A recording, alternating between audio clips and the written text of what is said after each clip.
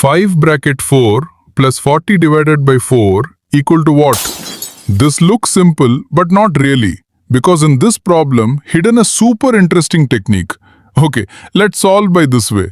First keep 5 and this 4 plus this 40 is equal to 44. And if divide this 44 with 4, there will remain 11. And this 5 times 11, which is 55. This method is totally wrong. Okay, let's use a formula called BODMAS. In this word has separately meaning. Like B means bracket, O means order, D means division, M means multiplication, A means addition, S means subtraction.